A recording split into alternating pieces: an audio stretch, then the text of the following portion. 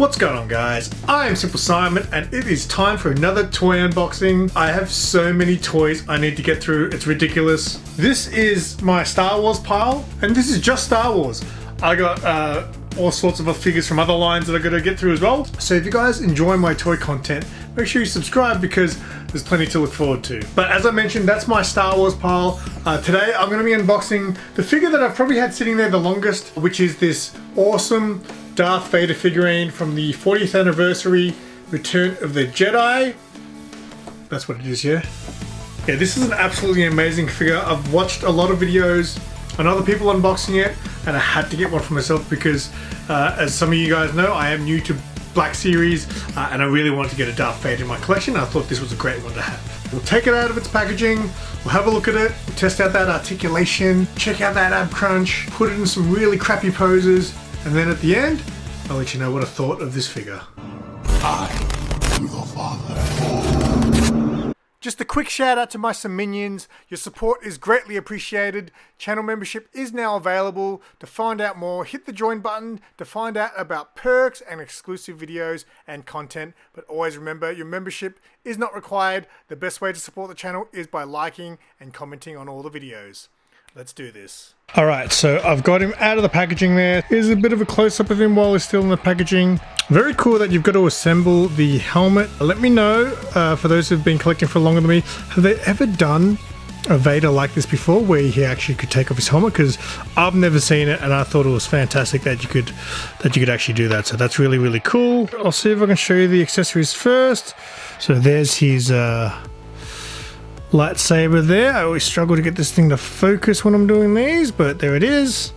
And of course you've got his helmet parts there, pretty cool. Now this is how little I pay attention to things. I didn't even notice in the box he had his arm cut off. So this is obviously his hand if you don't want him to have one hand, which I definitely don't. Yeah, I didn't actually pick up on the fact that he had his hand chopped off until I took it out of the packaging there. Now, I think this is actually the first Star Wars figure that I can think of right now that has like a, what do you call it, like a cloth sort of cape. That's really cool. I do have my Batman figure from DC Multiverse that has a cloth cape, but my first Star Wars figure with cloth cape. So I guess we'll do the articulation, everything without the helmet. So let's just go for it. His head, pretty good all the way around. Very good. Now his up and down should be interesting. Oh, that's not that bad considering he's with that thing around his neck. He doesn't go back at all, but down, that's not too bad there. Arms go not quite 90 degrees. Obviously he's got his shoulder pads there, which kind of restrict him a little bit. The handless arm goes a little bit higher than the left, or it could just be me, but no, that's about as far as it goes on his arms. Not quite a T-pose. Oh no, I tore off his hand without the hand. We're going to get rid of this piece right now and put his actual hand on. There you go. So pretty good articulation on the elbows there. And he obviously swivels at the wrist but doesn't have the ball joint. Pretty decent on his arms. His head's not bad. His ab crunch, he's not going to get anywhere. So obviously he's got his little thing there that gets in the way. So no ab crunch at all and barely goes back as well. Turns to about there. And turns that way to about there. His legs look like they've got a fair bit of movement. Yeah, he's got a decent kick to him. So about there. Oh, full right angle there. Full boot to the face on that side. Double jointed knees. So pretty good there on both. Look at that. Not that Darth Vader will ever get caught dead jumping up like that or in this pose, but it's good to see that he can if he wanted to. And his feet have the usual all the way down. Oh, those toes, Vader. And obviously they pivot around a bit too. So articulation is not bad, not bad. Let me put his helmet on. How do we do this? Is there an order to this? I'm going to put this part on first. There's nothing that kind of makes it feel like it clips in. It kind of just sits on there. I mean, I feel like it should feel like it clips in, but kind of just sits there. I don't know, maybe I'm doing right. Anyone else have this figure? Let me know if I'm doing it wrong. It looks fine.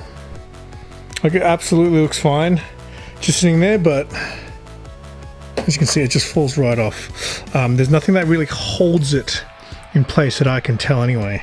I'm not really going to be able to show you on camera. I don't think it's going to show up, but he definitely does have a little ridge bit that I think the mask part is supposed to sort of fit into. It just doesn't, like, I got it in there before and it sat really nice and it wouldn't fall off his face, but as soon as I got the helmet on, the helmet still will just fall off if you tip him upside down. So look, he still looks fine like that, and obviously if you're just posing him, that helmet's not going anywhere, but just interesting. I would have thought they'd put maybe like a really weak magnet or something in there, but yeah, it just doesn't. Oh, there you go. I did it by accident. So there you go. Good looking fig. I can't complain. We'll do some height comparisons.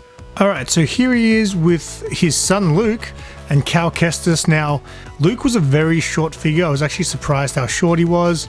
Now, obviously Darth is expected to be tall, so obviously he definitely towers and looks much bigger than these two, but I'm interested to see how he stacks up against some of the bigger Star Wars characters.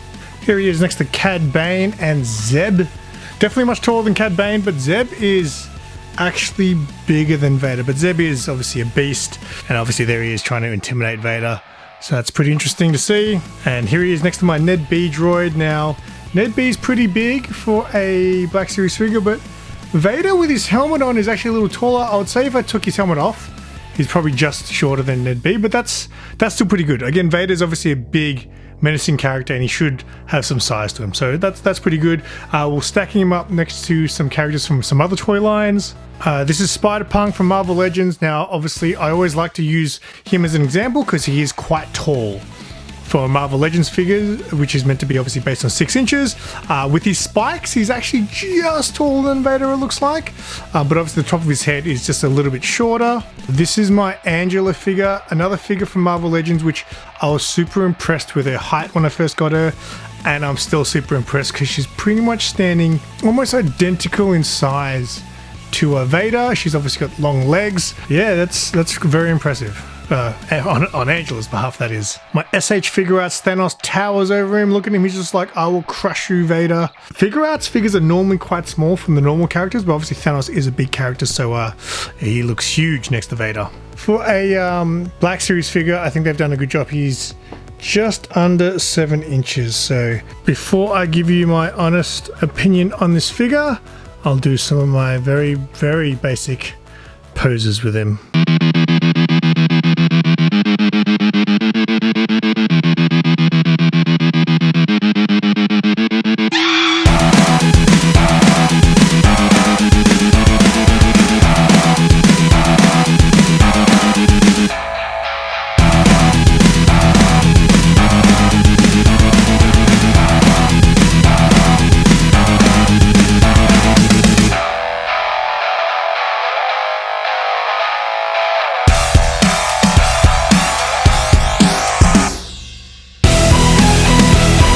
This figure's pretty good. The only complaint I really have is the way that his helmet sits on. It just doesn't really have anywhere where it seems to lock into place. I mean, it looks like they've made it so there should be, but I just couldn't seem to get that down. So maybe it's just me, but yeah, that was my only complaint. Even the top part, it just didn't. I feel like they should have just had little tiny magnets to make it clip into place, and that would have made it a whole lot better. Articulation on it's good.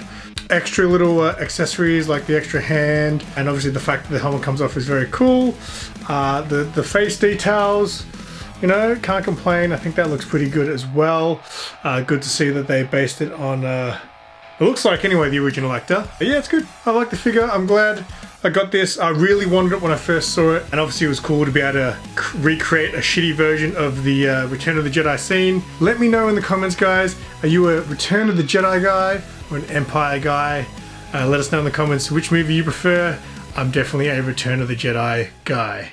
And that's it for this one. If you guys enjoy this kind of content, there will be a link to my toys and collectible playlist. For those who are new to the channel, there's not just toy unboxings, there's vlogs, there's room tours, all kinds of stuff. So check out that playlist, check out the other content on my channel. And of course, until next time, I'm SimpleSimon. Tell your friends and keep it simple.